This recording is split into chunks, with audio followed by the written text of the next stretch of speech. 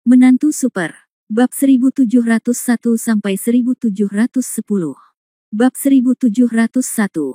Tuan Han, ketika melewati desa ini, tidak ada toko seperti itu. Anda harus berpikir hati-hati. Yang paling penting adalah, menurutku gadis di luar tidak bisa bertahan lama. Di samping itu, Han Sanqian tidak tahan lagi mendengarkannya dan mengangguk. Oke, saya berjanji. Alasan utama mengapa Han Sanqian enggan menyetujuinya adalah karena dia merasa telah memanfaatkannya. Han Sanqian tidak suka memanfaatkan orang lain. Baiklah, Tuan, ini dia, biarkan aku membungkuk padamu. Melihat lelaki tua itu berlutut tepat di depannya, Han Sanqian merasa sangat kesal, perbedaan usia keduanya begitu jauh. Namun, magang murah tetaplah magang. Han Sanqian mengangguk dengan canggung dan menerimanya. Hei, Guru, tolong beri saya nama Dharma. Han Sanqian benar-benar menjadi gila saat melihat pantatnya. Saya benar-benar tidak tahu apakah dia sudah terlalu lama tinggal di tempat ini dan memiliki beberapa masalah mental. Semuanya sama saja dan dia bahkan meminta dirinya sendiri untuk memilih nama. Bukankah Sensuzi sangat bagus? Apakah kamu masih ingin memanggilnya Sensuzi? Oke, kalau begitu namaku Sensuzi. Melihat ekspresi bahagianya, Han Sanqian memutar matanya karena dia, dan seluruh tubuhnya hangus di dalam dan lembut di luar.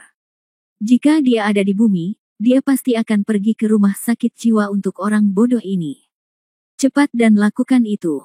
Han Sanqian ingin memintanya untuk mengajarinya, tetapi sebagai seorang master, rasanya canggung meminta muridnya untuk mengajarinya. Apakah itu seni ilahi Wuxiang? Oke. Setelah Sensuzi selesai berbicara, dia meminta Han Sanqian untuk bermeditasi tatap muka dengannya.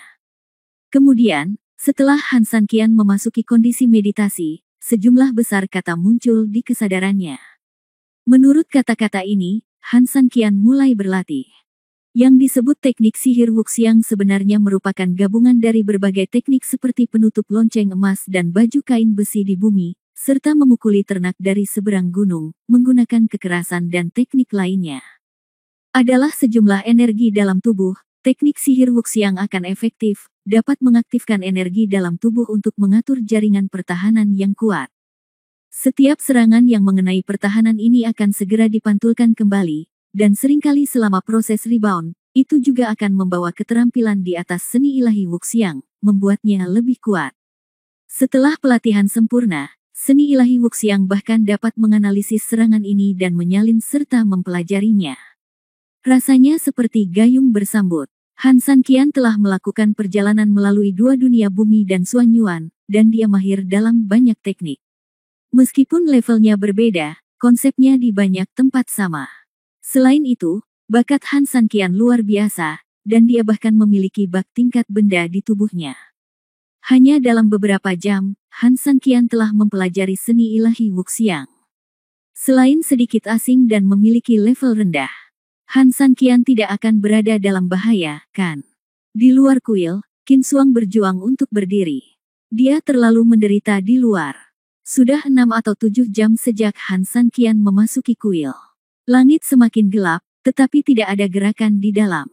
Hal ini membuat Qin Shuang sangat mengkhawatirkan keselamatan Han Sanqian. Tanah terlarang orang mati penuh dengan institusi, dan Han Sanqian hanyalah seorang budak.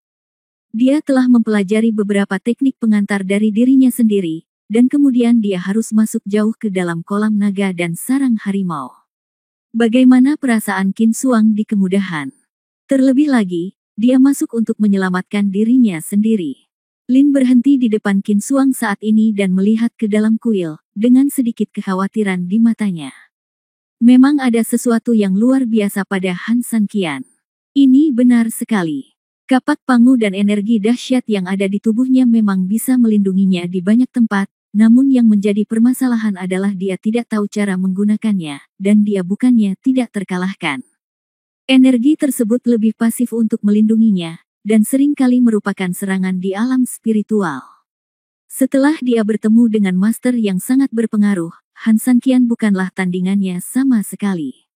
Sederhananya, Han Sanqian sekarang lebih seperti seorang pejuang, tetapi sebenarnya dia adalah seorang penyihir dengan jumlah mana yang sangat tinggi. Kuncinya adalah penyihir ini tidak tahu cara menggunakan mana untuk menyerang orang, dan hanya bisa memukul orang. Dengan tongkat ajaib, yang lainnya, bukankah mungkin akan keren kapan saja? Ada banyak jebakan di kuil orang mati, apakah penyihir kecil ini bisa bertahan memang menjadi pertanyaan. Linlong berkata, tidak peduli dia dalam bahaya atau tidak, kamu tidak bisa masuk. Bahkan jika sesuatu terjadi padanya, jika kamu ingin masuk dan mati lagi, bukankah usahanya akan sia-sia? Qin Xuang menundukkan kepalanya dengan sedih, tapi saya tidak bisa begitu saja melihat sesuatu terjadi padanya, dan saya sendiri tidak bisa berbuat apa-apa. Anggap saja dia sebagai budak. Apakah dia mati atau tidak, itu tidak masalah bagimu. Linlong tidak bisa menghibur orang, dia hanya bisa beralasan. Qin Xuang menggelengkan kepalanya dengan tegas, saya mungkin pernah melakukannya sebelumnya, tetapi saya tidak bisa melakukannya sekarang. Setelah mengatakan itu, Qin Xuang menahan kesedihannya dan memaksakan senyum masam, di mata saya, atau apa yang dikatakan orang kepada saya, budak hanyalah budak. Mereka tidak punya hak untuk hidup dan tidak ada ruang untuk hidup, jadi apakah mereka hidup atau mati, itu tidak penting. Tapi apa yang tidak pernah kuduga adalah budak ini akan mempertaruhkan nyawanya untuk menyelamatkanku berkali-kali. Apakah menurutmu dunia ini ironis? Hal yang paling kamu benci ternyata adalah sedotan penyelamat hidupmu. Bahkan, yang terbaik untukmu. Bab 1702. Memikirkan hal ini, Qin Xuang memikirkan ketekunan, keberanian dan keberanian di wajah Han Sanqian ketika dia menggendongnya dan melarikan diri. Itu adalah wajah paling tampan yang pernah dilihatnya. Memikirkan hal ini, dia tidak bisa menahan senyum manis. Meskipun Linlong hanyalah seekor naga, dia benar-benar terpesona oleh senyuman seperti peri Qin Xuang. Qin Xuang sangat cantik sehingga orang tidak berani mendekatinya, tetapi ketika dia tersenyum, dia bahkan lebih cantik. Linlong juga setuju dengannya, seolah-olah dia telah membunuh Han Sanqian sebelumnya, tetapi pada akhirnya harus tunduk padanya. Hal-hal di dunia ini sangat tidak dapat diprediksi, dan seringkali hasilnya tidak diketahui sampai akhir.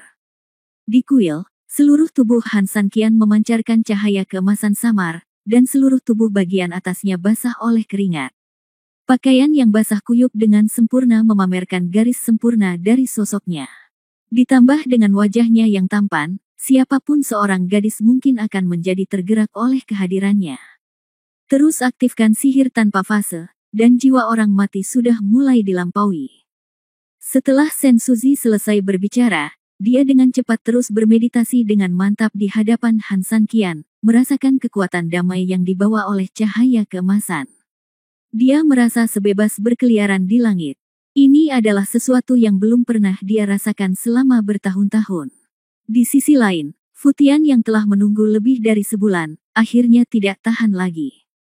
Meski wajar dan diharapkan para murid wilayah Laut Abadi tidak akan pernah kembali, namun yang tidak pernah disangka-sangka oleh Futian adalah dirinya.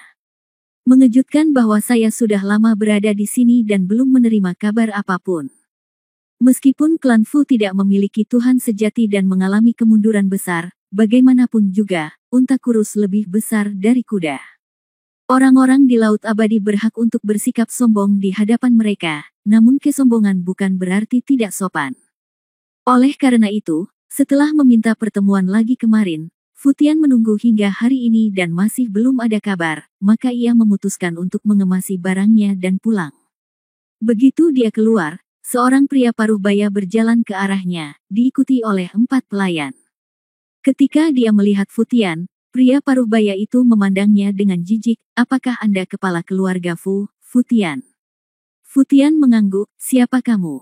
Pria paruh baya itu tersenyum menghina dan menjawab dengan dingin, mudah diucapkan, Aoyong, pengurus klan Ao yang hidup selamanya. Futian langsung tersenyum, ternyata manajer Aoyong, tidak sopan. Aoyong mengangguk secara alami. Jika di masa lalu, ketika kepala keluarga klan Fusi tiba, dia, kepala pelayan, pasti akan mengangguk dan membungkuk. Tapi sekarang, Aoyong benar-benar menghina. Dia hanyalah keluarga antek kecil.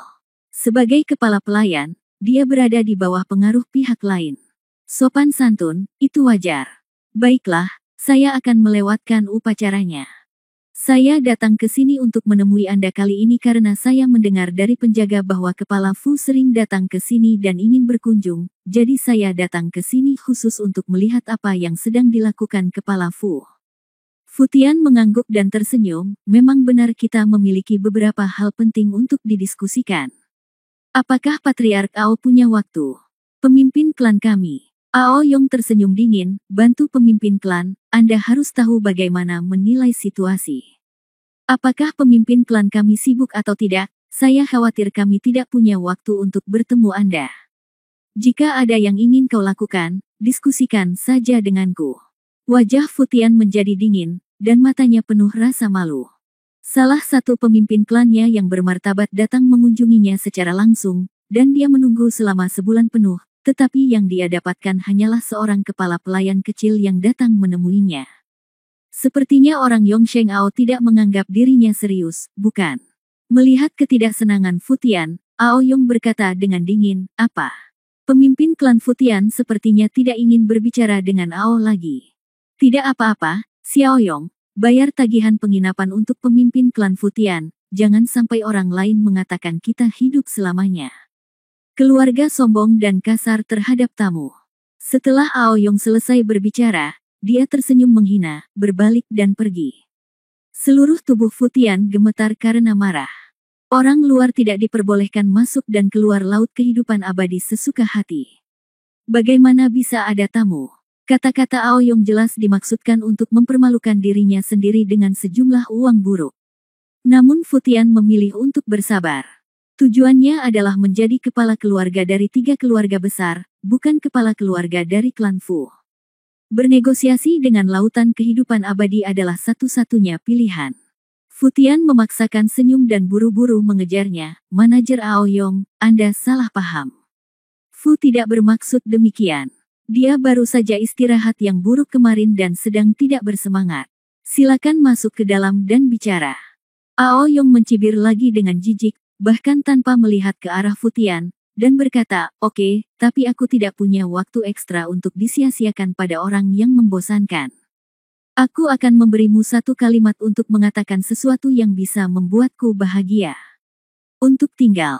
Fu Tian terus menekan Nin, tetapi pihak lain terlalu agresif. Masalah yang ingin saya diskusikan dengan manajer Ao Yong adalah tentang masa depan laut kehidupan abadi. Setelah klan Fu jatuh, kekuatan berkaki 3 akan terjadi. Dipatahkan, lalu kehidupan kekal bisakah wilayah laut masih berdiri hingga puncak Blue Mountain? Oke, aku akan memberimu setengah batang dupa. Ao Yong tersenyum lembut, berbalik dan berjalan menuju kamar Fu Tian. Begitu dia tiba di kamar, Fu Tian hendak berbicara, tetapi menemukan bahwa Ao Yong hanya duduk di sana, dan 4 pelayan di belakangnya hanya berdiri di sana. Tiba-tiba, dia menahan ketidakpuasannya, membungkuk untuk mengambil teko di atas meja, dan menuangkannya untuk Ao Yong. Setelah menyajikan teh, Ao Yong menyesapnya lalu melihat ke arah Fu Tian dan berkata, Ketua Fu Tian, menurut Anda mengapa Laut Abadi tidak dapat menahan puncak Gunung Biru? Faktanya, alasan mengapa Ao Yong memilih untuk melihat Fu Tian di saat-saat terakhir memang karena masalah kekuatan berkaki 3, namun wilayah Laut Abadi tidak hanya ingin menjaga tatanan aslinya dengan aman. Ketika kekuatan setiap orang setara, ketiga keluarga besar saling memeriksa dan menyeimbangkan, dan tentu saja tidak ada satupun dari mereka yang memiliki ambisi. Tetapi begitu model check and balance ini menjadi tidak seimbang, mereka yang memiliki kekuatan dengan sendirinya tidak akan mau menerima status quo, tetapi akan meningkatkan ambisi mereka. Ada 3 kerajaan dalam peradaban bumi, dan hal yang sama berlaku untuk Wei, Su dan Wu. Ketika ketiga pilar tersebut memiliki kekuatan penuh, mereka saling menahan. Namun setelah Su memiliki Jingzhou, ambisinya adalah untuk menyatukan seluruh negara, begitu pula dengan Wei, bahkan Sochou yang relatif damai pun punya ambisinya sendiri. Jika tidak, Sochou tidak akan melakukan begitu banyak ekspedisi utara, tetapi kekuatannya menentukan bahwa dia tidak dapat mengambil keputusan. Oleh karena itu, wilayah Laut Abadi juga memiliki idenya sendiri, dan ingin memanfaatkan jatuhnya Dewa Sejati Fusi untuk bergulat dengan puncak Gunung Biru. Namun, wilayah Laut Abadi juga mengetahui kekuatannya sendiri. Dalam konfrontasi tersebut dengan puncak Blue Mountain, mereka sedikit dirugikan. Jika Anda ingin mendominasi dunia ke segala penjuru dan membandingkan Laut Abadi dengan puncak Blue Mountain, Anda hanya dapat bertindak secara diam-diam dan privat. Puncak Blue Mountain ingin mempertahankan keluarga baru. Dengan kekuatan mereka, mereka memang bisa menciptakan keluarga besar baru. Banyak keluarga besar di dunia Bafang juga siap pindah karena hal tersebut. Namun, di Laut Abadi dengan lebih rendah kekuatan, tidak banyak pilihan. Bahkan jika mereka dilatih, mereka secara alami tidak sebagus puncak Blue Mountain. Oleh karena itu, kekalahan menjadi semakin jelas. Tapi keluarga Fuzi datang ke rumah mereka. Bagi mereka, itu adalah bidak catur yang paling penting untuk memenangkan permainan, karena keluarga Fuzi adalah salah satu dari 3 keluarga besar. Pertama, meskipun dewa sejati telah jatuh, kekayaan keluarganya masih kuat. Jadi hal pertama yang harus mereka lakukan adalah menekan martabat Fuzi sepenuhnya. Dan menyerah kepada mereka dengan sukarela. Bab 1703. Oleh karena itu, Patriark Wilayah Laut Abadi dengan sengaja mengabaikan Futian setelah mengetahui bahwa dia datang mengunjunginya, dan ketika dia benar-benar kehilangan kesabaran, dia tiba-tiba memberinya harapan, tetapi harapan ini adalah harapan yang benar-benar menghancurkan martabat Futian. Mengubah posisi pasif menjadi posisi aktif di lautan kehidupan abadi bisa dikatakan sebagai langkah yang baik. Pada saat ini, Futian telah sepenuhnya ditekan oleh Aoyong, kepala pelayan, dan kehilangan kesabaran. Dia bahkan lebih bersemangat untuk mencapai kerja sama dengan wilayah laut abadi, dan dia telah sepenuhnya memasuki situasi pasif. Dewa sejati di puncak Blue Mountain adalah yang terkuat di antara ketiga dewa. Saya yakin manajer Ao juga mengetahui hal ini dengan sangat baik, bukan? Kata Futian. Aoyong mengangguk. Ini adalah fakta yang tak terbantahkan. Bagaimanapun, dunia Xuanyuan diciptakan di puncak Blue Mountain. Sekarang, jelas sekali bahwa puncak Blue Mountain mendukung keluarga besar lainnya di bawah kekuatannya sendiri. Sederhananya, puncak dunia Bafang sekarang adalah perang antara Anda dan mereka. Tapi dunia, Anda, dan saya semua tahu itu, puncak Blue Mountain adalah keluarga Ying yang paling berpeluang menang, dan semua orang tahu cara mengantri, kata Futian. Jika lautan kehidupan abadi gagal menunjukkan harapan yang dapat dilihat dunia, saya yakin dalam waktu dekat, sebagian besar kekuatan di dunia Bafang akan kembali ke puncak Blue Mountain, dan pada saat itu, lautan kehidupan kekal akan dikepung dari semua sisi. Terus kenapa? Mungkinkah puncak Blue Mountain benar-benar membuat kita takut di Laut Abadi? Jangan lupa, ada dewa sejati di Laut Abadi kita, kata Aoyong sambil tersenyum. Dewa sejati memang tak terkalahkan di dunia Bafang, tapi betapapun kuatnya dewa sejati, apakah dia punya peluang untuk menang saat menghadapi pengepungan dunia Bafang yang dipimpin oleh dewa sejati lainnya? Kata Futian lembut. Aoyong secara alami mengetahui kebenaran ini. Yang kuat tidak akan mengasihani yang lemah. Selama puncak Blue Mountain mendominasi dunia, ia tidak akan melepaskan laut kehidupan abadi. Ini juga merupakan alasan mendasar mengapa Aoyong bersedia berbicara. Melihat Aoyong tidak membantah, Futian berkata dengan tegas, meskipun klan Fu tidak lagi memiliki dewa sejati, kami masih memiliki Fuyao, bintang masa depan. Jika klan Yongsheng dapat bergabung dengan kami, ketiga klan akan tetap ada. Berdiri bersama di masa depan. Pada saat itu, kita adalah mitra, kita dapat terus mempertahankan status quo, atau kita dapat menjadi eksklusif. Pengecualian secara alami berarti mengecualikan puncak Blue Mountains. Tapi kudengar Fuyao sepertinya tidak ingin menjadi dewa sejati, dan kamu tidak bisa mengendalikannya, Ketua Fuyao, kata Aoyong sambil tersenyum. Futian tidak berpikir demikian, bagaimanapun, Fuyao adalah anggota klan Fuzi. Bahkan jika dia tidak mau menuruti perintah, dia tetaplah anggota klan Fuzi. Kedua, jika dia benar-benar sulit untuk didisiplinkan, saya dapat membuat yang lain Fuyao. Jadi syaratmu keluarga Fu menjadi bawahan kita di Laut Abadi kan? Kata Aoyong sambil menutup peti mati.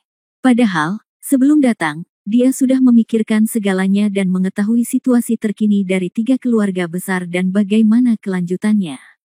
Kerja sama dengan keluarga Fu adalah pilihan terbaik mereka.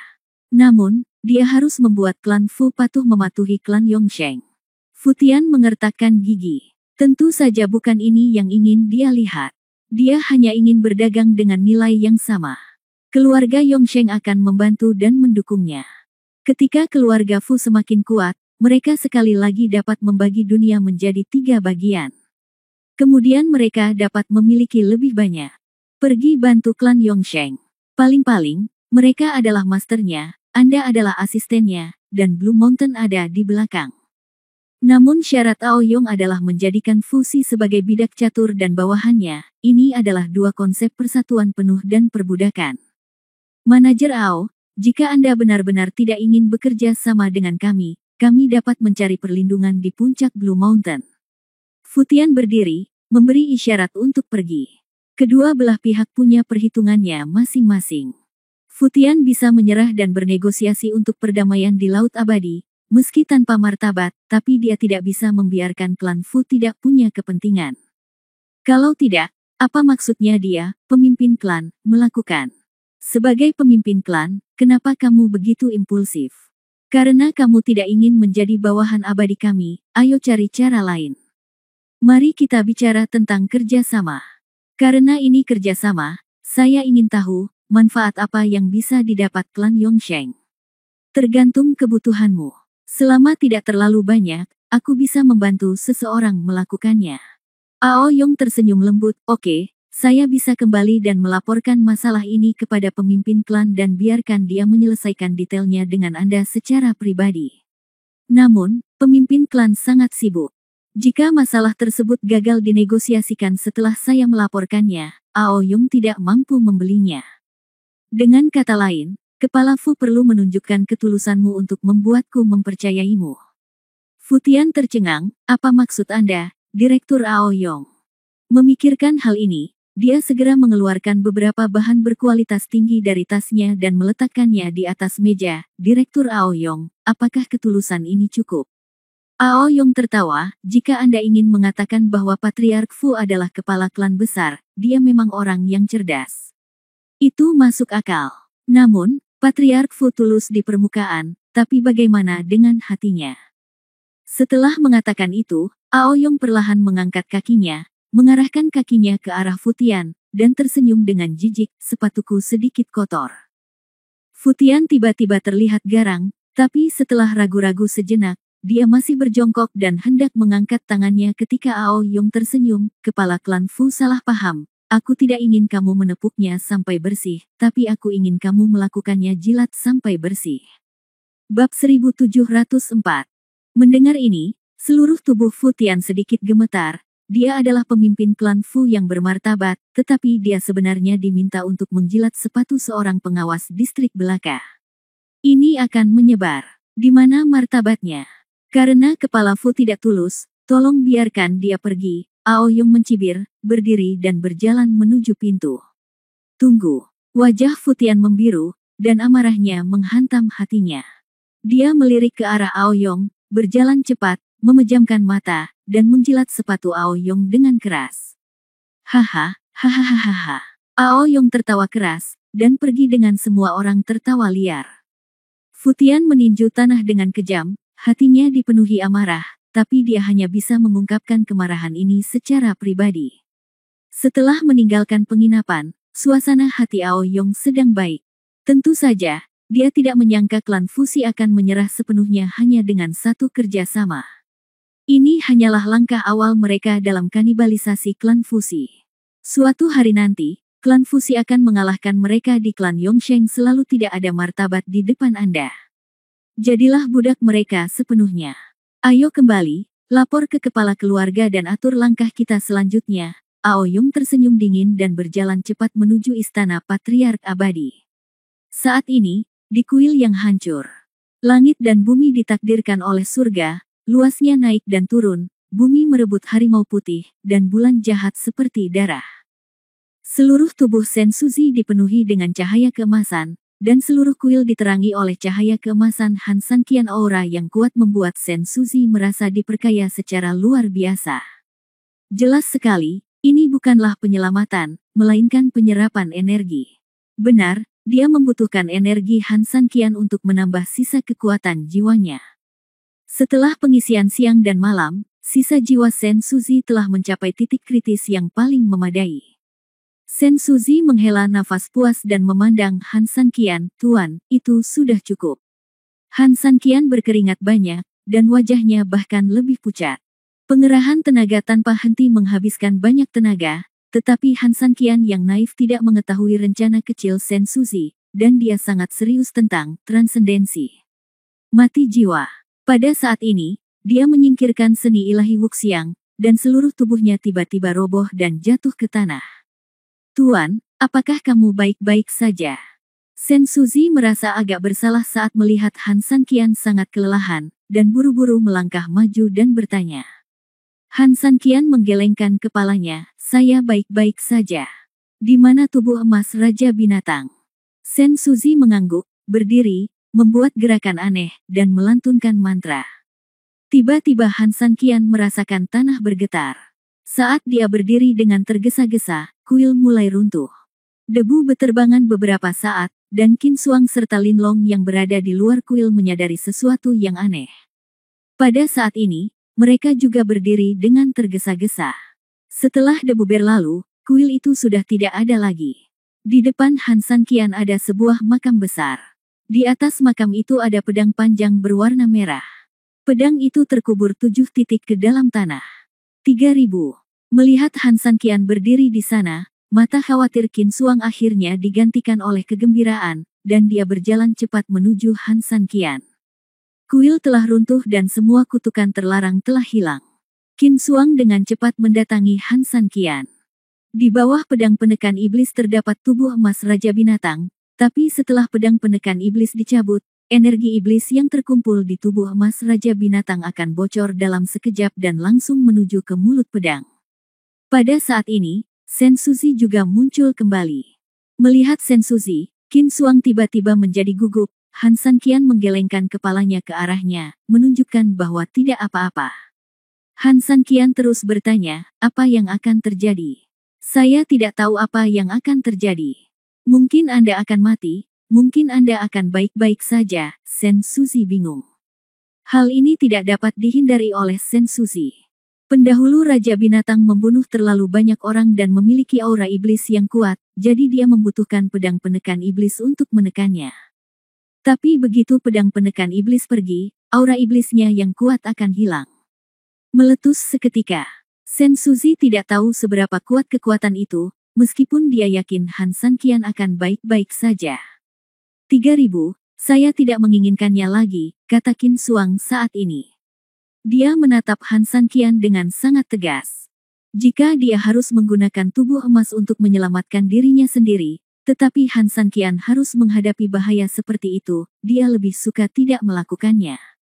"Bagaimana jika aku yang mencabutnya?" Xiao Bai berdiri dan bertanya.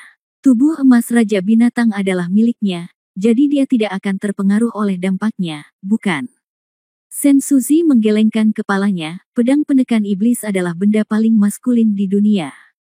Apalagi binatang sepertimu, bahkan seorang wanita pun tidak akan pernah bisa mencabutnya. Yang bisa mencabutnya pasti laki-laki. Tapi, Xiao Bai hendak berbicara. Saat ini, Han San Qian berkata dengan lembut dan tegas, "Jangan katakan apa-apa lagi, saya akan menghunus pedang ini." Begitu kata-kata ini keluar, Qin Suang terkejut. Dia meraih lengan Han San Qian dan menggelengkan kepalanya dengan putus asa. "San Qian, tidak, tidak." Han San Qian tidak berkata apa-apa, dengan lembut melepaskan tangan Qin Suang, dan perlahan berjalan ke bagian bawah pedang penekan iblis. Mengambil napas dalam-dalam, Han San Qian langsung menggenggam pedang penekan iblis. Tiba-tiba angin dan awan berubah, kilat menyambar, suhu tiba-tiba turun ke titik terendah. Angin dingin bertiup langsung ke tulang, lalu bumi diselimuti kegelapan. Han San Qian dengan keras menarik pedang penekan iblis. Pada saat ini, cahaya perak meledak dari celah di bawah. Han San Qian merasakan kekuatan yang sangat kuat mengalir ke tubuhnya dengan gila-gilaan. Di bawah cahaya perak, Han San Qian distorsi wajah. Bab 1705. Saat cahaya perak lewat, hantu dan serigala melolong, dan cahaya perak yang tak terhitung jumlahnya berubah menjadi bayangan hantu, melompat-lompat di sekitar Han Sanqian dengan gila, menguji, dan bahkan menyerang. Lampu merah pada pedang penekan iblis tiba-tiba menyebar dari ekor hingga bagian atas pedang. Tangan Han Sanqian yang memegang gagang pedang juga tertelan oleh lampu merah. Dan mengikuti tangan itu ke atas, dan akhirnya seluruh tubuh Han Sanqian berubah menjadi merah darah. Han Sanqian merasa seperti berada di lava cair. Suhu tinggi yang intens seolah-olah tubuhnya akan meleleh sepenuhnya. Rasa sakit yang memilukan menyebar dari seluruh permukaan tubuhnya ke otaknya. Han Sanqian meraung keras dan marah, dan pada saat yang sama menggunakan seluruh kekuatannya untuk perlahan menarik pedang penekan iblis. Melihat Han Sanqian seperti ini, hati Qin Suang sudah ada di tenggorokannya, dan matanya yang indah dipenuhi dengan kekhawatiran dan kesusahan. Pedangnya ditarik terlalu lambat. Jika terus seperti ini, dia akan terbakar menjadi abu oleh api, teriak Sen Suzi cemas. Xiao Bai dan Lin Long saling memandang saat ini, lalu berjalan menuju Han Sanqian secara bersamaan, ingin membantunya. Namun, ketika mereka hanya dekat dengan Han Sanqian, suhu yang kuat menyebabkan wajah mereka memerah. Pakaian di tubuh mereka juga terbakar seketika. Saat mereka mencoba mengerahkan kekuatan, beberapa sinar cahaya perak melilit dan mengelilingi mereka. Perak adalah energi iblis, dan merah adalah energi pada pedang penekan iblis. Han Sanqian menghadapi serangan simultan dari dua kekuatan, kata Sen Suzi dengan cemas. Apa yang harus kita lakukan? Qin Suang bertanya dengan cemas. Sen Suzi menggelengkan kepalanya, tidak ada yang bisa membantunya. Dia harus mengandalkan dirinya sendiri dalam segala hal. Apakah dia hidup atau mati, itu tergantung pada pemikirannya. Mendengar ini, mata Qin Suang menitikkan air mata kekhawatiran, berdiri di kejauhan, dia sudah bisa mencium bau tubuh Han Sanqian. Apakah menyerah atau bangkit, Han Sanqian hanya punya satu pilihan. Tak seorang pun di dunia ini yang bisa membuatku menyerah.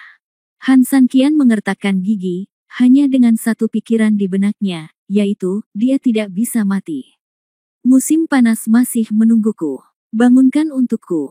Han Sanqian meraung marah, lalu dia mengerahkan seluruh kekuatannya. 1 inci, 2 inci, 3 inci. Bilah pedangnya semakin menjauh dari posisi semula, dan tangan Han Sanqian menjadi semakin berat. Dia tidak bisa lagi memastikan apakah pedang penekan iblis yang semakin berat atau kekuatannya sendiri yang semakin lemah. Dan lebih lemah. Di udara, angin dan awan tiba-tiba bergerak lebih cepat, awan hitam akan segera menyelimuti kota, dan hujan pegunungan akan mengguyur kota abadi. Pada saat ini, semua murid dari semua puncak Sekte Void juga keluar dari aula, melihat perubahan besar di langit dengan bingung dan membicarakannya. Di atas aula utama, pemimpin ketiadaan juga terbangun dari kesurupannya saat ini, dengan keraguan di wajahnya, dan dia melakukan perhitungan mental gila dengan jari-jarinya di tangannya. Tetapi perhitungan manusia tidak dapat memprediksi langit, dan dia tidak punya petunjuk atau hasil. Wu Yan berjalan cepat dan melaporkan di istana, laporkan kepada pemimpin, langit gelap di Sekte Void, angin menderu dan awan bergerak, sepertinya ada sesuatu yang aneh. Wu Yan merasa sangat tidak nyaman. Hutan binatang di pegunungan di belakang 4 puncak baru saja berubah. Sekarang, ada pemandangan aneh lainnya di seluruh Sekte Void, yang membuat orang khawatir. Tuan, mungkinkah Raja Binatang dari hutan 100 binatang pergi ke tanah terlarang orang mati? Melanggar batasannya. Jika ini masalahnya, ini akan menjadi bencana bagi seluruh Sekte Void. Pemimpinnya mengerutkan kening dalam-dalam, awan gelap yang menutupi langit menyebabkan kerusakan serius, terutama di puncak 4 puncak. Saya kira memang ada kecelakaan di tanah orang mati terlarang. Kalau begitu saudara pemimpin, apa yang harus kita lakukan? Jika Raja Binatang buas mendapatkan tubuh emasnya kembali, dia dapat memulihkan setidaknya setengah dari kekuatannya. Meski begitu, hal itu mungkin tidak menimbulkan bahaya apapun pada Sekte Void, tapi pasti akan terjadi. Masalah besar di masa depan. Tanah orang mati terlarang dibatasi oleh Sekte Void kita sendiri, dan batasan tersebut dijaga oleh sisa jiwa nenek moyang kita. Bahkan jika Raja Binatang berhasil bereinkarnasi, dia masih dalam kondisi lemah dan tidak boleh menerobos batasan tersebut. Mungkin, ada alasan lain untuk masalah ini, dan kami terlalu khawatir. Pemimpin sangat yakin dengan pembatasan sekte Wushu. Di satu sisi, metode rahasia sekte Void sangat kuat, dan di sisi lain, karena dijaga oleh sisa jiwa leluhur, bahkan Raja Binatang di masa kejayaannya pun sangat sulit untuk menerobos batasan tersebut. Apalagi Beast King yang bereinkarnasi. Wu Yan mengangguk, yakin akan hal ini. Terlebih lagi, ada pedang dewa penekan iblis di tanah terlarang orang mati. Bahkan jika seseorang dapat menembus batasan tersebut, pedang dewa penekan iblis tidak dapat diakses oleh orang biasa. Ayo lakukan ini, Wu Yan, kamu segera mengirim murid elit ke-4 puncak untuk memeriksa apa yang terjadi. Jika ada berita, beritahu aku secepatnya. Ya Tuan. Setelah mengatakan ini, Wu Yan segera mundur. Pemimpinnya menghela nafas panjang saat ini, saya harap hanya ada beberapa masalah kecil. Pada saat ini, pedang ilahi penekan iblis sedang ditarik keluar saat Han San Qian dengan panik mencabut pedangnya. Hampir pada saat ini, lampu merah pada pedang penekan iblis menjadi lebih terang, dan pedang itu bahkan penuh dengan cahaya. Darah itu adalah api besar berwarna merah dan biru. Dalam sekejap, Han San Qian benar-benar ditelan api. Tiba-tiba, seluruh dunia menjadi sunyi. Anda dapat mendengar Pin jatuh dengan tenang. Qin Suang tertegun sejenak, dan setelah beberapa saat, dia menangis dengan sedih. Tidak, jangan lakukan itu. Ledakan. Semuanya kembali normal, lampu perak menghilang, lampu merah menghilang, bahkan api yang baru saja ditelan pun padam dalam sekejap. Dengan suara keras, sebuah benda hitam tiba-tiba terjatuh. Han San Qian seperti arang saat ini, jatuh ke tanah, tidak bergerak. Qin Suang bergegas mendekat, dan begitu dia mengulurkan tangan untuk menyentuh tubuhnya, dia langsung merasakan tangannya mencapai suhu yang sangat tinggi, sangat panas sehingga dia segera menariknya kembali. Qin Suang menitikkan air mata dan menatap Han San Qian yang tidak bergerak di tanah dengan sangat sedih. Dia sudah mati. Qin Suang untuk pertama kalinya tahu seperti apa rasanya sakit hati. Itu lebih tidak nyaman daripada tidak nyaman. Ternyata es dan salju di hatinya juga akan mencair dengan lembut. Sen Suzi menatap Han San Qian dengan keterkejutan di matanya, tapi yang dia lihat bukanlah Han San Qian, tapi pedang penekan iblis di tangannya yang masih bersinar dengan cahaya merah redup. Dan, lubang pedang memancarkan cahaya perak samar. Dia berhasil. Dia benar-benar berhasil mencabut pedang ilahi penekan iblis dan menemukan tubuh emasnya. Tapi, dia juga gagal, dengan mengorbankan nyawanya. Dia menggelengkan kepalanya tak berdaya, almarhum sudah pergi, nak. Aku akan menempatkan tubuh emas Raja Binatang di tubuhmu agar kamu dapat memenuhi keinginan terakhirnya. Setelah mengatakan itu, Sen Suzi perlahan melafalkan mantra, dan di bawah lubang pedang, kerangka perak perlahan naik ke udara. Melihat kerangka itu, mata Xiaobai penuh dengan kerumitan, dia tidak menyadari bahwa Sen Suzi sedang menatapnya dengan waspada. Tidak, aku tidak menginginkannya. Aku tidak ingin tubuh emas. Aku hanya ingin Han San Qian hidup. Qin Suang menggelengkan kepalanya dengan lembut, menatap Han San Qian dengan tenang di matanya yang sedih. Dia bahkan tidak bisa lihatlah tubuh emasnya, tanpa melihat sekilas. Bab 1706. Dia membayar ini dengan nyawanya untukmu, kata Sen Suzi dengan tenang. Mata Qin Suang kusam pada saat ini, Sen Suzi perlahan berjalan ke arah Qin Suang, mengaktifkan mantranya, dan tubuh perak emas perlahan terbang ke kepala Qin Suang. Dalam sekejap, setelah operasi Sen Suzi, tubuh emas perak perlahan melepaskan cahaya perak yang kuat, dan akhirnya terbang menuju Qin Suang. Setelah cahaya perak berlalu, Sen Suzi berkata dengan lembut, tubuh emas telah diserap olehmu, dan kemampuanmu akan meningkat pesat. Namun, kamu adalah seorang wanita, dan tubuhmu adalah yin. Tubuh emas Raja Binatang adalah juga kejam dan jahat karena kehidupanmu sebelumnya. Berat, jadi kamu harus lebih banyak berlatih dalam kehidupan sehari-hari, dan mencoba mempelajari beberapa mantra maskulin untuk mengendalikan roh jahat di tubuhmu. Sekarang, tubuh emas baru saja memasuki tubuh, pertama-tama kamu bermeditasi agar selaras dengannya. Qin Suang tidak bermeditasi seperti yang dikatakan Sen Suzi, tetapi hanya duduk di samping tubuh Han San Qian dan menatapnya dengan tenang. Baginya, kultivasi tidak penting, bahkan kematian atau keabadiannya sendiri, yang penting dia hanya bisa menemani Han San Qian sekarang. Tubuh Han San Qian hampir ditutupi dengan segala jenis materi hitam yang terbakar, sehingga tepi dan sudut wajah tampannya sama sekali tidak terlihat, dia tidak bernapas dan tidak ada detak jantung. Tubuh juga mulai mendingin dengan cepat. Sen Suzi menghela nafas panjang, ini adalah sesuatu yang dia harapkan, tapi juga tidak terduga. Dia memang memiliki pemikiran berbeda tentang Han San Qian, tapi dia juga tahu bahwa mengambil tubuh emas Raja Binatang adalah resiko yang sangat besar. Dilihat dari pengetahuannya tentang Han San Qian, itu setengah-setengah. Tapi dia tidak menyangka bahwa Han San Qian pada akhirnya akan berada di atas separuh lainnya. Meskipun ini agak mengganggu rencananya, itu tidak sepenuhnya salah. Setidaknya, dia telah dibebaskan, dan Qin Suang, murid paling menjanjikan dari Sekte Void, juga menjadi lebih baik karenanya. Ini dianggap sebagai berkah besar di antara para murid. Kemalangan. Xiao Bai menatap Lin Long dengan perasaan tidak nyaman. Pada saat terakhir, dia juga dengan paksa menekan keinginannya untuk merebut tubuh emas itu. Pada awalnya, dia memang berpikir untuk mendapatkan kembali tubuh emasnya. Lagi pula, bagaimana dia bisa rela menyerahkan hasil kultivasinya selama bertahun-tahun kepada orang lain. Menyerah pada Han San Qian lebih merupakan tindakan sementara. Selama dia mendapatkan tubuh emas, dia akan memiliki modal untuk melawan. Oleh karena itu, setelah memasuki kuil, Xiao Bai sangat ingin segera masuk dan merebutnya karena tubuh emasnya. Namun, Han San Qian di kuil bergegas maju tanpa ragu-ragu untuk menyelamatkannya. Xiao Bai akan selalu mengingat ini. Ketika tubuh emas muncul, hatinya gelisah dan tertarik oleh bau yang familiar, tetapi pemandangan Han San Qian menyelamatkannya menekan semua ini. Sepertinya aku memang binatang yang tidak dikenal. Hal yang sama terjadi di kehidupanku sebelumnya, dan juga sama di kehidupan ini. Hanya 1 hari setelah aku mengenali tuanku meninggal. Xiao Bai tersenyum pahit, dan di sana ada kesedihan yang tak terhitung jumlahnya di mata kelinci merahnya. Kehilangan King. Lin Long tidak tahu harus berbuat apa.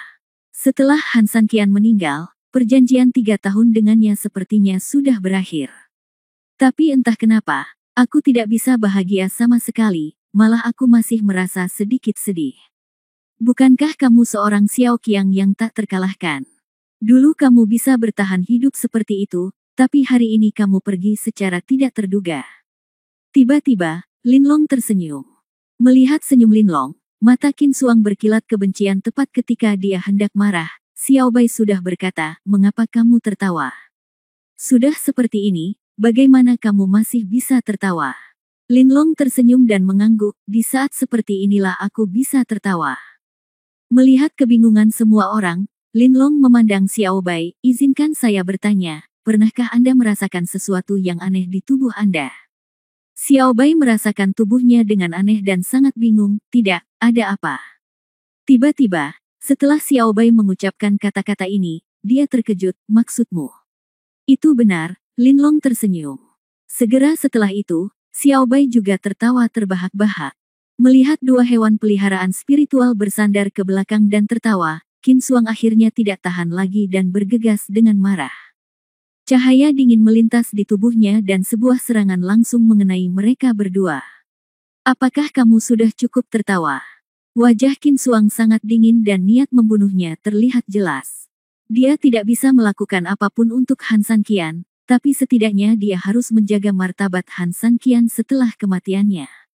Lin Long menghindar dengan cukup cepat, dan terlihat kaget saat panah es itu melesat dan menembus setengah inci ke dalam pohon di sebelahnya.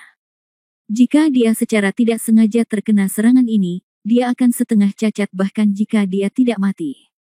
Dia tidak pernah berpikir bahwa Qin Suang akan tiba-tiba mengambil tindakan, dan dia tidak pernah berpikir bahwa Qin Suang, yang baru saja ditekan oleh racun dan meridiannya terkunci, hanyalah orang biasa, tetapi dalam sekejap mata, dia dengan cepat pulih.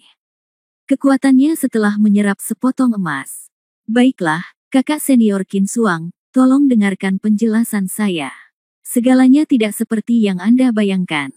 Lin Long dengan cepat menjelaskan, Han San Qian belum mati, jadi Itulah mengapa kami sangat bahagia sekarang. Han Sanqian belum mati. Linlong melirik ke arah Xiao Bai, dan kedua binatang itu mengangguk serempak. Kami adalah hewan peliharaan rohaninya. Secara logika, jika dia mati, kami tidak akan pernah bisa bertahan hidup sebagai binatang yang dikontrak, tapi lihatlah kami, bukankah kami berdua hidup dan energi? Ini berarti Han Sanqian belum mati. Tidak mati. Bab 1707. Mata Qin Xuang tiba-tiba menjadi marah, dan dia dengan cepat berjongkok dan menggunakan energinya sendiri untuk menjelajahi tubuh Han Sanqian.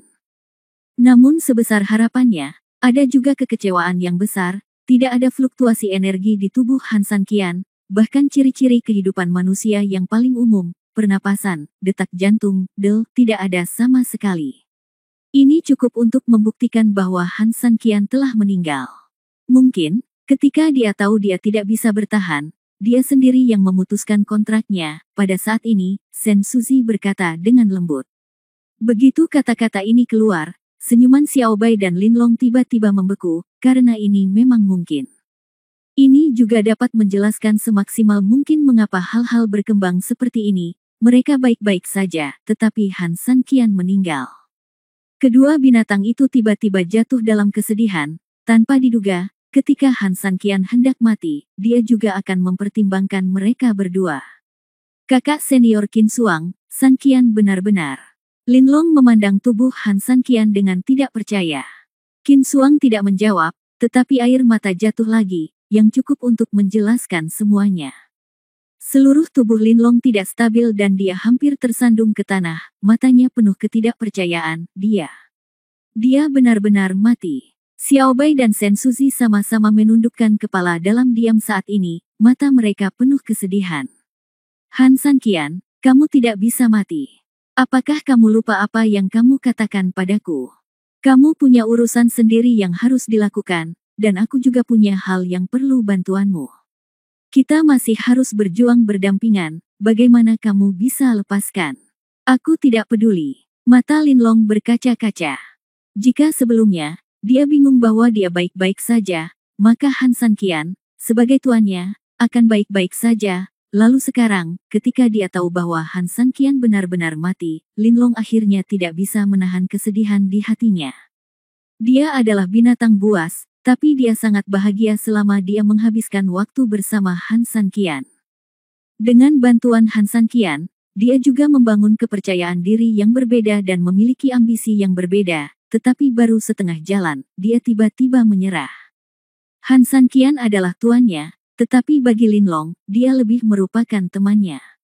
Apa yang akan kamu lakukan jika kamu ingin aku menjadi naga? Linlong tersenyum pahit dan memandang ke langit, sangat tidak adil, atau haruskah aku kembali dan terus menjadi bajinganku? Bahkan jika kontraknya diputus, aku tidak akan pernah membiarkan orang lain membuat keputusan seumur hidupku. Xiao Bai mengertakkan gigi dan meninggalkan sumpahnya. Han Sanqian menyelamatkannya. Meski ia adalah raja binatang, bukan berarti ia tidak memiliki hati nurani. Namun saat ini, ketika tetesan air mata Qin Xuang jatuh ke tubuh Han Sanqian, perlahan mulai menembus abu hitam di kulit Han Sanqian, dan akhirnya jatuh ke kulit Han Sanqian. Jari Han Sanqian tiba-tiba bergerak. Kemudian, ketika kedua binatang itu sangat sedih, sebuah suara tiba-tiba terdengar. Menghunus pedang sangat melelahkan. Tidak bisakah kalian membiarkan aku istirahat dengan tenang? Berisik sekali. Begitu dia selesai berbicara, Han Sanqian membuka matanya dengan susah payah, dan kemudian dia duduk dengan susah payah. Melihat gerakan ini, Qin Xuang tiba-tiba membeku. Segera setelah itu, Qin Xuang menangis gembira dan berteriak dengan keras, dia tidak mati. Dia tidak mati, Han Sanqian tidak mati. Mendengarkan suara Qin Xuang dan melihat Han Sanqian yang duduk, Linlong tersenyum pahit, dan Xiao Bai juga menatapnya dengan heran. Sen Suzi tersenyum dan menggelengkan kepalanya tak berdaya, dia benar-benar ditakuti sampai mati oleh orang ini. Han Sanqian menggeleng tak berdaya, ia memang sudah mati, namun dalam keadaan mati suri. Api yang hebat hampir memutuskan meridiannya, dan energi iblis yang sangat besar juga memasuki tubuhnya pada saat yang sama, membuat tubuhnya yang sudah terbebani menjadi lebih buruk. Setelah sepenuhnya mencabut pedang dewa penekan iblis, tubuhnya hampir seluruhnya berlubang. Meskipun Han San Qian memiliki perlindungan energinya sendiri, dia tidak tahu bagaimana menggunakannya. Dia mengandalkan energi untuk melindungi dirinya sendiri sepenuhnya, yang tidak dapat menahan serangan energi ganda yang begitu kuat dari luar. Terjadi pertarungan besar antara dua kekuatan di tubuh Han San Qian. Pada akhirnya kedua energi tersebut cenderung merugikan kedua belah pihak. Serangan energi dari luar hilang sama sekali, namun kedua energi di dalam tubuh hampir padam. Selain itu, tubuhnya benar-benar kelelahan dari dalam, sehingga Han San Qian meninggal. Tapi air mata Qin Xuang merusak keseimbangan. Ibarat sebuah keseimbangan, kedua sisi yang semula seimbang tiba-tiba mendapat tambahan, meski hanya sehelai bulu, hasilnya akan berubah. Air mata Qin Xuang persis seperti bulu ini, dan energi emas di tubuh Han San Qian terbangun kembali, dan dengan cepat memperbaiki tubuh Han San Qian, dan segera dia bangun lagi. Melihat Han San Qian bangun, Qin Xuang berteriak kegirangan dan memeluk Han San Qian dengan pelukan erat, membuatnya menangis kegirangan. Setelah sekian lama, Qin Xuang akhirnya mengingatnya dengan rasa malu, dan dengan cepat dan lembut melepaskan Han San Qian. Karena pelukan ini, Han San Qian diberi pakaian kasa hijau setengah bersih, dan banyak abu menempel di sana. Di bawah pakaian Qin Xuang, tubuh Han San Qian ditutupi abu hitam, dengan sebagian besar tubuhnya terbuka.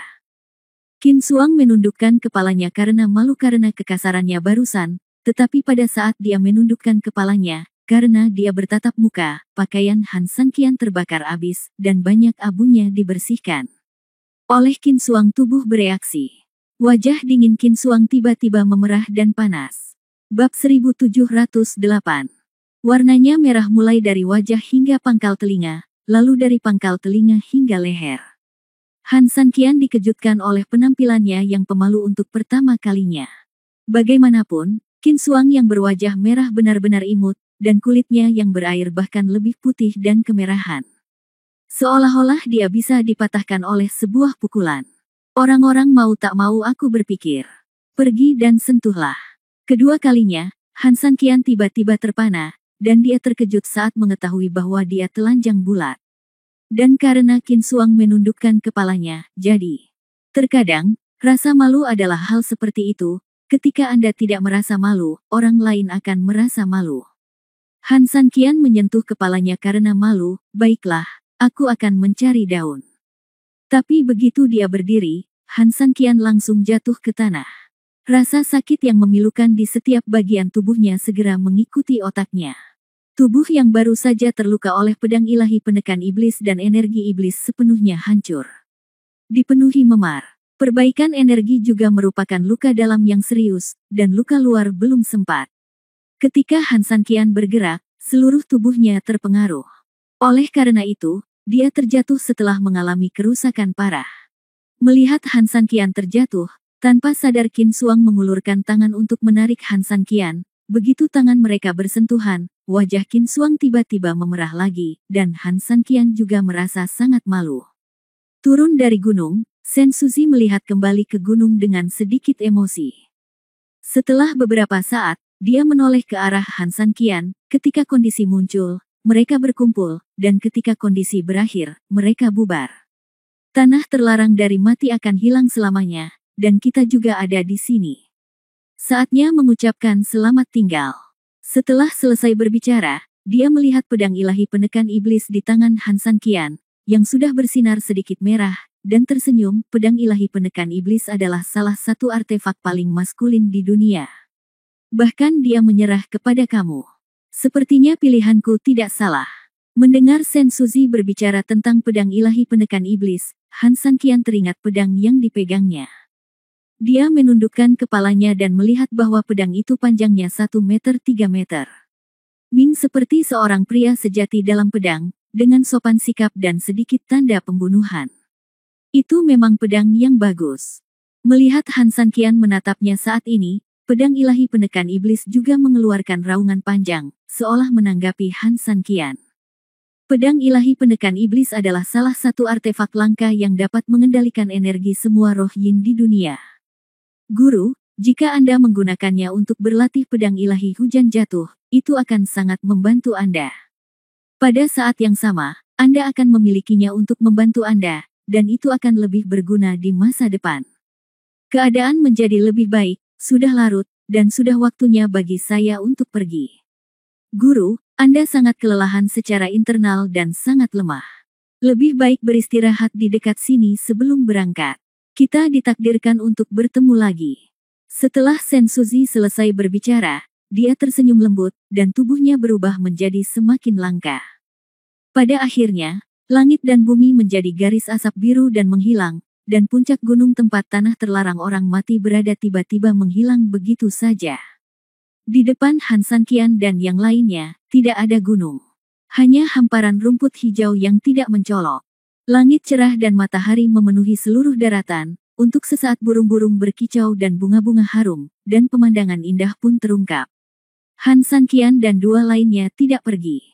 Dengan cedera Han Sanqian saat ini, dia harus merawat dirinya sendiri agar sehat kembali. Qin Xuang membangun tempat tinggal sementara untuk Han Sanqian. Meski kondisinya sederhana, Qin Xuang tetap bekerja sangat serius untuk memperbaiki tempat tinggal tersebut sesempurna mungkin. Menggunakan batang pohon sebagai penyangga, daun besar sebagai ubin, dan ditaburi jerami, walaupun agak kasar namun sangat nyaman. Han Sanqian sedang berbaring di rumput, dengan sepotong jerami tergantung di mulutnya, kakinya disilangkan, dan daun besar menutupi tubuhnya. Dia menggoyangkan kakinya dengan santai, seperti orang kaya baru, dan memandang dengan tenang ke kejauhan. Qin Xuang sedang menangkap ikan di sungai. Pada saat ini, wajah cantik Qin Xuang sedikit berkeringat. Sepasang mata listrik yang begitu memesona sehingga mereka tidak bisa mempertaruhkan nyawanya menatap ikan di dalam air. Tangannya yang cantik dan halus memegang tombak yang terbuat dari dahan, siap menyerang kapan saja. Dia telah mencoba beberapa kali, tetapi setiap kali dia gagal menangkap ikan. Dia telah menjadi kebanggaan surga sejak dia masih kecil, dan dia bahkan tidak bisa memasak, apalagi menangkap ikan, tetapi dia tahu bahwa Han Sanqian membutuhkan suplemen nutrisi selama waktu istirahatnya, jadi dia masih dengan keras kepala memilih untuk menangkap ikan. Han Sanqian ribuan makanan. Jaga dia seperti dia menjaga dirinya sendiri. Tetapi Qin Xuang menyadari bahwa dia tidak tahu bagaimana melakukannya, dia hanya bisa belajar dengan giat dan mencoba yang terbaik karena malu. Kakak, jagalah hatimu dengan tanganmu dan matamu dengan hatimu, kamu akan mengenai sasaran dengan satu tembakan. Pada saat ini, Han Sanqian menggoyangkan betisnya dan berteriak keras. Qin Xuang mengangguk dan menyeka keringat di dahinya, lihatlah hatimu dengan tanganmu, dan matamu dengan hatimu. Pukul dengan satu garpu. Qin Xuang tiba-tiba menjadi bersemangat seperti anak kecil, menari dengan gembira dan memegang ikan untuk memamerkan prestasinya kepada Han Sanqian.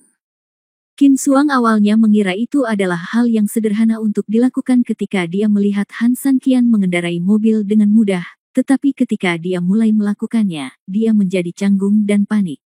Di bawah lemparannya, seekor ikan akhirnya berubah menjadi ikan. Ketika setengahnya sudah matang, dinyatakan matang. Sambil memegang garpu pohon, Qin Xuang tidak memberikan ikan bakarnya kepada Han Sanqian. Sebaliknya, dia dengan hati-hati merobek ikan yang babak belur itu dengan tangannya yang halus, lalu mencoba merobeknya sendiri. Beri makan Han Sanqian. Han Sanqian tersenyum tak berdaya. Qin Xuang sangat sopan saat makan, bahkan ketika dia menjaga dirinya sendiri, dia sangat sopan. Meskipun dia tidak bisa bergerak sekarang, itu tidak berarti dia bisa mati kapan saja. Dia mengambil ikan itu dan memakannya langsung, menggigitnya. Kak, ikan bakar itu sama saja dengan makan mie. Mengunyahnya pelan-pelan dan hati-hati saja tidak akan cukup untuk merasakan rasanya. Harus mendesisnya untuk mendapatkan kenikmatannya, kata Han Sanqian sambil tersenyum. Dia tidak ingin Qin Xuang bekerja terlalu keras, dia tidak melakukannya sebagai upaya terakhir, dan dia bukanlah orang yang menyusahkan orang lain. Qin Xuang mengangguk, memeluk lututnya dengan kedua tangan, dan memandang Han Sanqian, terima kasih kali ini. Han Sanqian tersenyum sambil makan ikan, jika Anda memiliki sesuatu untuk berterima kasih kepada saya, jika Anda harus berterima kasih kepada saya, berikan saya penghargaan pelindung loyalitas. Mendengar lelucon Han Sanqian, Qin Xuang tidak bisa menahan senyum, ngomong-ngomong, siapa lelaki tua itu tadi? Kenapa dia masih memanggilmu Tuan? Han Sanqian tertegun. Dia benar-benar tidak tahu bagaimana menjawab pertanyaan ini. Dia hanya bisa tersenyum canggung. Dia bilang namanya Sen Suzy. Saya tidak tahu apakah dia sudah dikurung terlalu lama dan otaknya rusak. Sedikit tidak normal. Dia harus memaksanya. Saya memperlakukan dia sebagai tuannya, dan dengan enggan saya menyetujuinya untuk mendapatkan tubuh emas. Qin Xuang mengangguk, sepertinya dia adalah seseorang, memberiku perasaan yang sangat familiar, tapi aku benar-benar tidak mengenalnya. Mengapa kamu memikirkan hal ini? Dia adalah muridku dan aku adalah budakmu. Ketika dia melihatmu, dia masih harus memanggilmu paman. Han Sanqian sedang dalam suasana hati yang baik. Itu benar. Qin Xuang mengangguk. Kakak, aku memberikan ini padamu. Pada saat ini, Han Sanqian tiba-tiba menyerahkan pedang ilahi penekan iblis kepada Qin Xuang. Melihat pedang ilahi penekan iblis, Qin Xuang tertegun dan menatap Han Sanqian dengan bingung. Sen Suzy mengatakan bahwa pedang penekan iblis adalah salah satu artefak paling maskulin di dunia dan dapat menekan roh jahat. Han Sanqian memilih untuk memberikannya kepada Qin Xuang. Tujuan utamanya adalah di sisi Qin Xuang, pedang itu dapat menekan binatang itu. Raja Jin. Roh-roh jahat di dalam tubuhnya untuk melindunginya dari roh-roh jahat. Bab 1709. Ini untuknya, tapi nyatanya Han Sanqian juga melakukannya untuk dirinya sendiri. Lagi pula, jika dia bisa menekan energi iblis di tubuhnya lebih awal, beban Han Sanqian akan berkurang. Kamu ingin memberikannya kepadaku? Qin Xuang bingung. Dia tidak tahu berapa level pedang ilahi penekan iblis itu, tapi dia tahu bahwa sesuatu yang bisa digunakan untuk menekan Dewa Emas Raja Binatang itu sungguh luar biasa. Di dunia ini, ada dua hal yang dibenci oleh sebagian besar praktisi. Yang satu adalah hewan peliharaan spiritual, dan yang lainnya secara alami adalah senjata ajaib.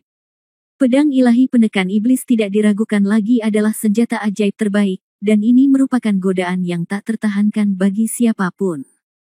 Qin Xuang juga menginginkannya, tapi dia segera tersenyum lembut, tidak, simpan saja, itu akan membantumu. Han Sanqian menggelengkan kepalanya, saya hanya seorang budak, dan saya tidak memiliki banyak kultivasi. Buang-buang uang untuk menyimpannya. Anda berbeda. Anda dapat mencapai kesuksesan bersama. Selain itu, bukankah Anda harus melakukannya? Mengikuti ujian masuk, ini dapat membantumu. Qin Xuang tampak bermasalah. Kata-kata Han Sanqian masuk akal. Dengan bantuan pedang ilahi penekan iblis, dia akan jauh lebih percaya diri dalam ujian masuknya. Tapi Qin Xuang percaya bahwa dia tidak memiliki prestasi dan penghargaan, jadi bagaimana dia bisa memintanya? Di mana barang-barang Han Sanqian? Ambillah. Han Sanqian tersenyum dan meletakkan pedang ilahi penekan iblis langsung di tangan Qin Xuang. Bagi Han Sanqian, dia sudah memiliki segalanya dengan kapak pangu, dan hal-hal lain tidak terlalu penting baginya.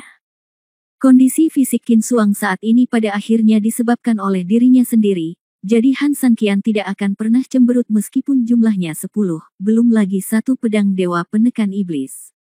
Anggap saja itu seperti menyuap tuanku atau berinvestasi pada pemimpin masa depan, kata Han Sanqian sambil tersenyum. Melihat Han Sanqian seperti ini, Qin Xuang juga tahu bahwa sulit untuk menolak keramah tamahan seperti itu. Kalau begitu saya berjanji, saya akan berhasil melewati dan memasuki istana, dan saya tidak akan mengecewakan harapan tinggi Anda. Ambillah. Qin Xuang menyerahkan pedangnya kepada Han Sanqian saat ini, satu hal untuk hal lain. Jika kamu tidak menginginkannya, maka aku juga tidak menginginkannya.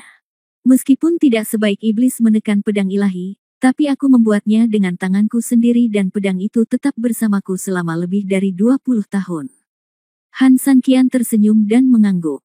Jika dia tidak menginginkan pedang ini, Qin Xuang mungkin tidak akan menerima pedang penekan iblis. Melihat Han Sanqian menyingkirkan pedangnya, Qin Xuang tersenyum tipis dan merasa lega. Ngomong-ngomong, Sanqian, kita harus beristirahat di hutan binatang selama 7 hari.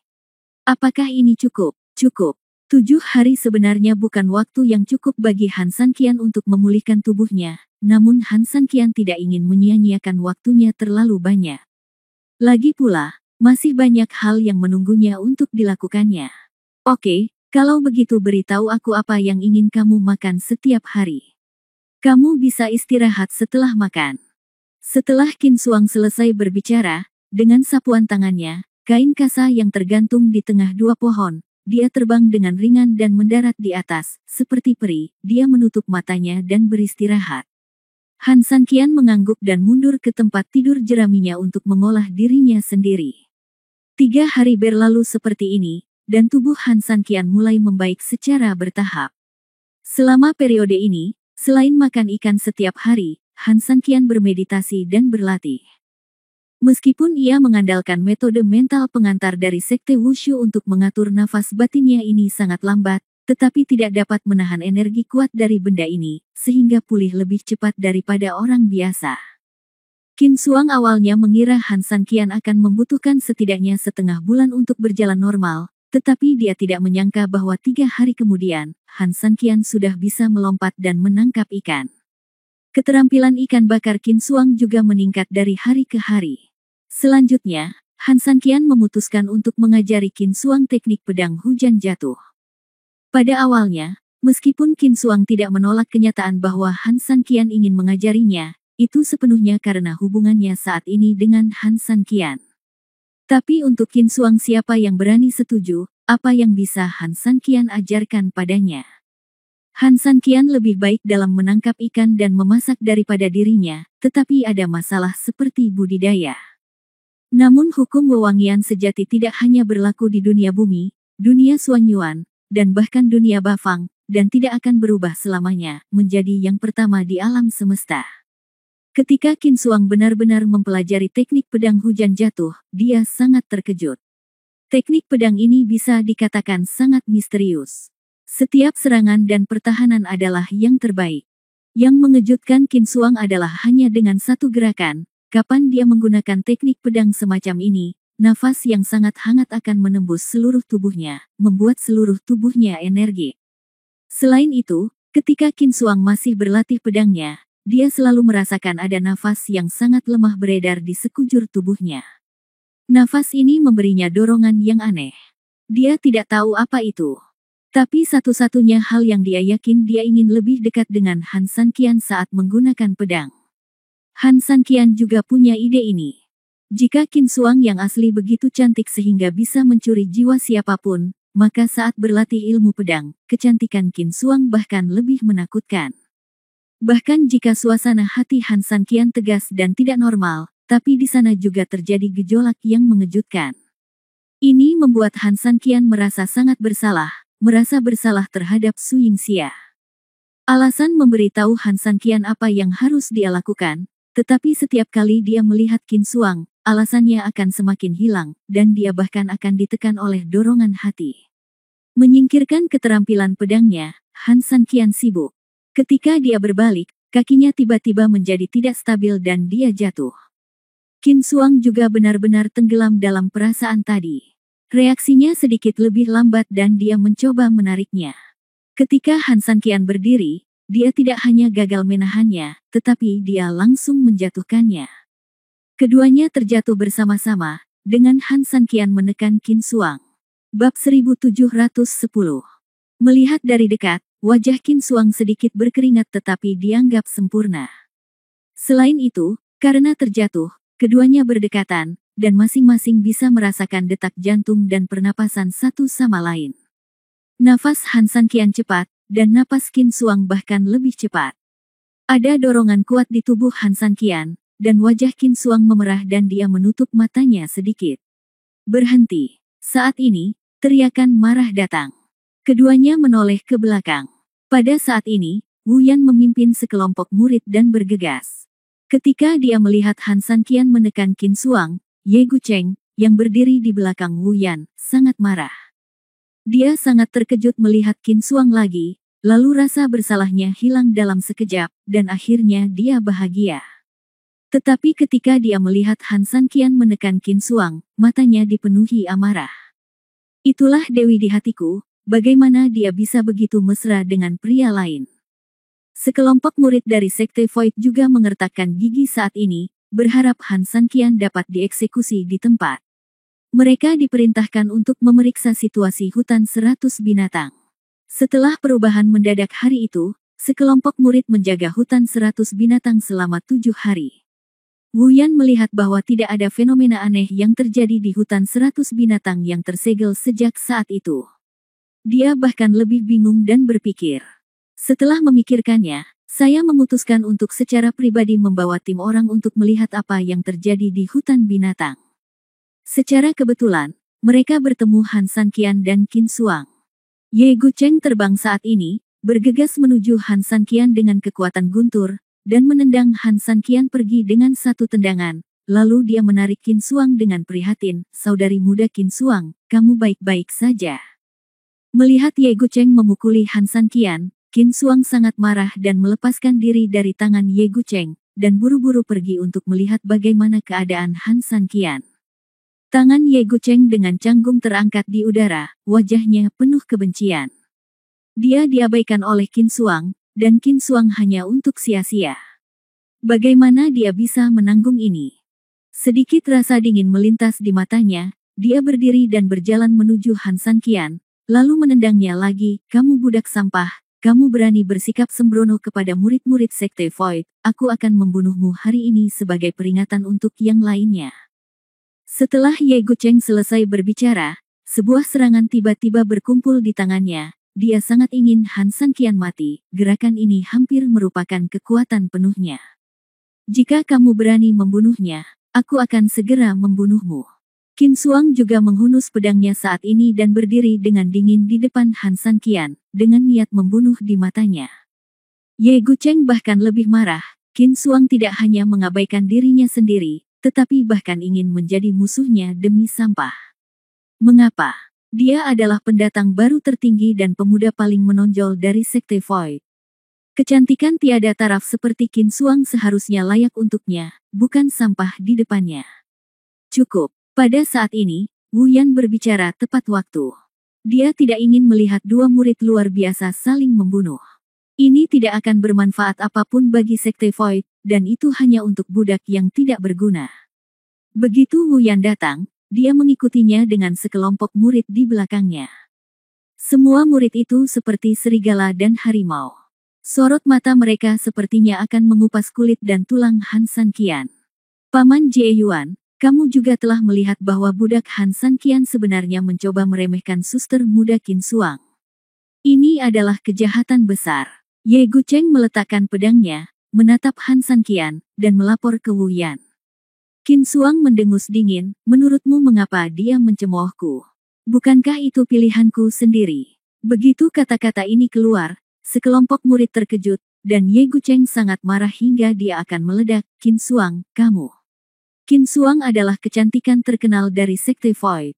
Baik itu sekte utama dari Sekte Void atau banyak murid luar, mereka semua berbondong-bondong ke kecantikan seperti peri ini, apalagi mencoba mendekati Fang Ze. Merupakan sebuah kemewahan untuk berharap untuk mengatakan beberapa kata lagi padanya. Tapi Han Sanqian, budak yang tidak berguna itu, tidak hanya bisa begitu dekat dengannya, tapi Qin Shuang juga mengatakan bahwa dia melakukannya secara sukarela. Bagaimana ini mungkin? Kenapa pecundang bisa dekat dengannya? Bahkan jika Qin Shuang benar-benar tidak sukarela, dia harus mengatakan bahwa dia sukarela di depan begitu banyak orang tanpa peduli wajah. Perlakuan seperti ini membuat mentalitas semua orang meledak. Pada saat ini, Wu Yan juga memandang Qin Shuang dengan serius dan berkata, "Shuanger, kamu adalah calon murid dari Sekte Void, jadi kamu harus berbicara dengan cara yang terukur. Ya, untuk seorang budak, apakah pantas bagimu untuk mengatakan hal seperti itu?" Kata Ye Gucheng. "Paman, itu memang pilihanku sekarang dan itu tidak ada hubungannya dengan Han Sanqian," kata Qin Shuang serius. "Qin Shuang." Ye Gucheng meraung marah, "Kamu berbohong, bagaimana kamu bisa bersama seorang budak? Dia memaksamu, kan?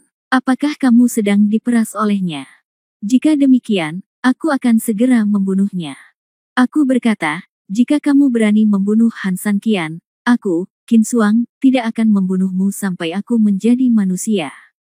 Mata Qin Shuang penuh dengan niat membunuh, dan wajah cantiknya sedingin es. Tidak ada yang akan meragukan bahwa kata-kata Qin Xuang saat ini hanyalah kata-kata, dia benar-benar akan melakukan ini. Ye Gucheng sangat marah hingga seluruh tubuhnya gemetar di depan begitu banyak orang. Qin Xuang tidak memberikan dirinya langkah apapun untuk mundur.